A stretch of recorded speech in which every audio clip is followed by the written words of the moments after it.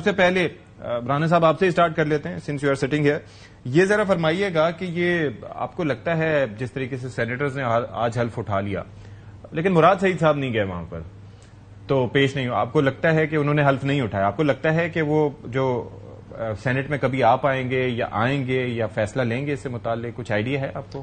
بسم اللہ الرحمن الرحیم. دیکھیں بات یہ ہے کہ اگر چیزوں کو فیس کرنا چاہیے, جنرلی اسپیکنگ جو سیاستدان ہوتے ہیں اگر ان کے اوپر کوئی کیسز ہوتے ہیں چاہے وہ سیاسی نوعیت کے ہوں یا جینون ہو, لیکن ایک پبلک ریپرزینٹیٹو سے یہ ایکسپیکٹیشن ہوتی ہے کہ اگر وہ گلٹی نہیں ہے تو وہ چیزوں کو فیس کرتا ہے, اور بہت سارے پی ٹی آئی کے لوگوں نے فیس کیا, اس میں بریت بھی ہوئی. ابھی دیکھیں شاہ محمود قریشی صاحب کی, اب وہ سینیٹر بن گئے ہیں تو obviously there is a limit کہ جس کے اندر انہوں نے وہ اپنا 2 مہینے کا عرصہ ہے جس میں انہوں نے جو ہے وہ اوتھ لینا ہے, تو ایکسپیکٹ تو آپ یہی کریں گے کہ وہ آئیں گے اور اوتھ لیں گے.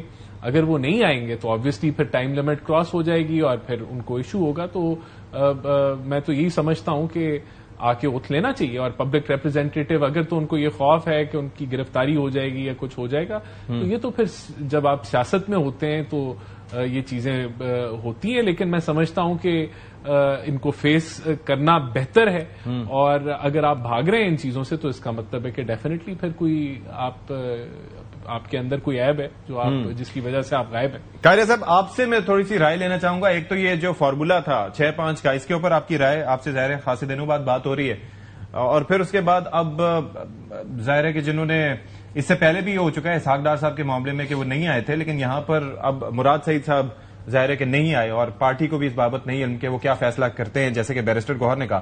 تو آپ کو لگتا ہے کہ یہ روٹین کی بات ہے یا اس میں کچھ سیٹ جا بھی سکتی ہے ہاتھ سے؟ دیکھیے یہ جو سیٹ رکھنے اور جانے کا معاملہ ہے مراد سعید صاحب والا, یہ اس کے لیے تو ایک قانون ہے, اس قانون کے مطابق ہی آگے بڑھا جا سکتا ہے. اس پہ میری یا آپ کی رائے کا کوئی معنی نہیں ہوں گے. اور وہ قانون جو ہے وہ بنایا بھی پی ٹی آئی کے دور میں ہی گیا تھا.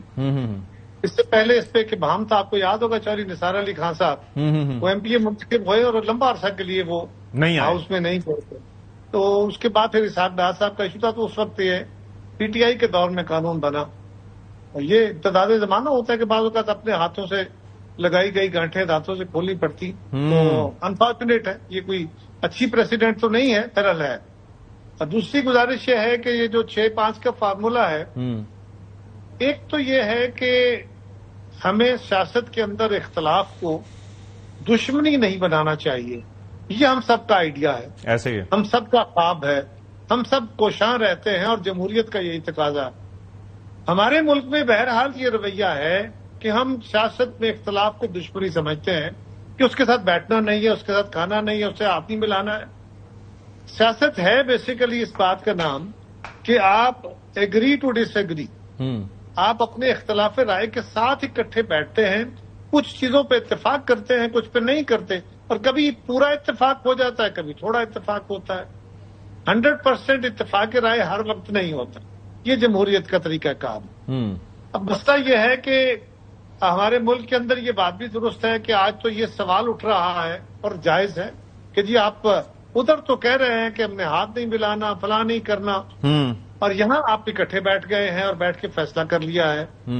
اچھا اگر یہ فیصلہ نہ ہوتا اور جو ہمارا سابقہ روایت ہے اس کے مطابق وہاں پہ الیکشن ہو رہے ہوتے تو آج یہ ہوتا کہ جی نوٹوں کی بوریاں کھل گئیں, پتہ نہیں کیا ہو گیا, اربوں روپے چل گئے, اور یہ بھی ایک بحث ہوتی. پھر یہ بحث نہ ہوتی کہ 5-6 کیوں نہیں کر لیا گیا, اور شاید یہ بحث ہو رہی ہوتی کہ کیوں نہ کر لیا گیا, یہ کام کیوں نہ ہو گیا. اچھا یہ بحث اب بھی ہو رہی ہے ویسے قاہرہ صاحب, یہ اب بھی کئی لوگ کہہ رہے ہیں کہ ایسا کچھ ہوا ہے.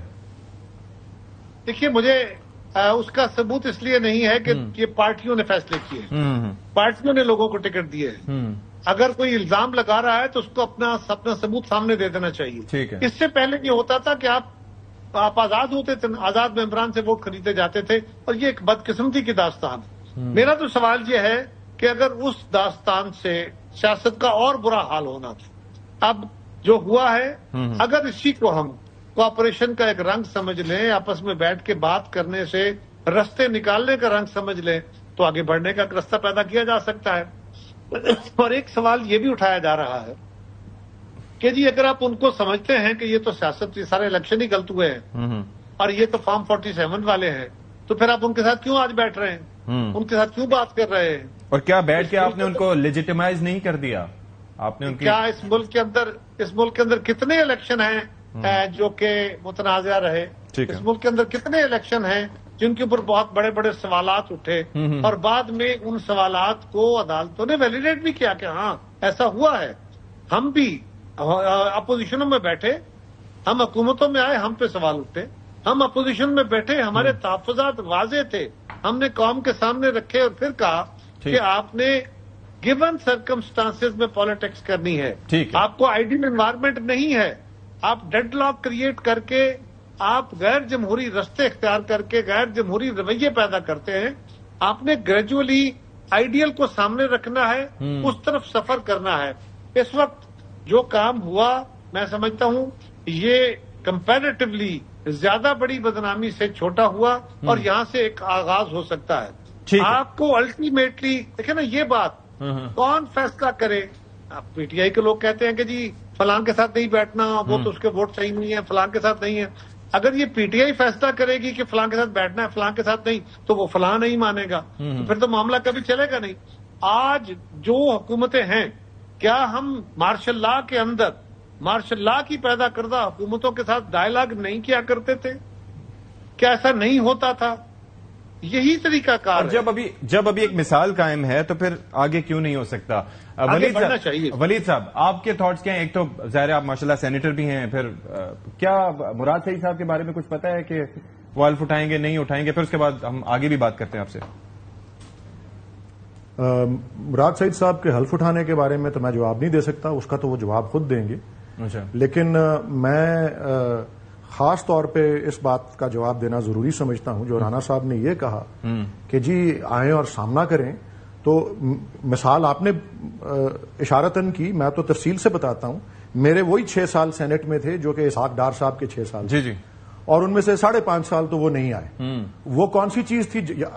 اور ان کے پارٹی کے بہاف پہ یہ کہا جا رہا ہے کہ سامنا کریں، تو بھائی آپ کے اپنے لوگ سامنا کرنے آئے تھے، اور یہ قانون بھی انہی کی وجہ سے پہلے آرڈیننس کے ذریعے بنایا گیا تھا، اور چودھری نثار صاحب جو تھے وہ پنجاب اسمبلی میں حلف لینے آ گئے کیونکہ یہ قانون جو ہے اس وقت اس کا اجرا جو ہے وہ ہو گیا، لیکن چودھری نثار صاحب کا کیس جو ہے وہ اسحاق ڈار صاحب کے کیس سے مختلف ہے، اور اس کی وجہ یہ ہے کہ ڈار صاحب کے اوپر کیسز تھے اور ان کا سامنا وہ نہیں کر رہے تھے، وہ اس کے بجائے وہ ملک سے مفرور ہو گئے۔ اور چودھری نثار صاحب احتجاجاً حلف لینے نہیں آئے تھے کیونکہ انہوں نے پریس کانفرنس میں بتایا تھا کہ ان کے ساتھ الیکشن کے اندر 2018 میں کیا ہوا کہ نیشنل اسمبلی کے الیکشن میں جہاں کنٹیسٹ کیے وہاں کتنے ووٹ تھے حلقے کے اس حصے میں جس میں وہ صوبائی اسمبلی کے اندر کامیاب ہوئے، اور پھر اس کے انہوں نے بتایا کہ جی مجھے یہاں اتنے ووٹ ملے اور وہاں مجھے اتنے ووٹ ملے۔ اس سے نظر آتا ہے کہ یہ سارا جو ہے یہ بالکل ایک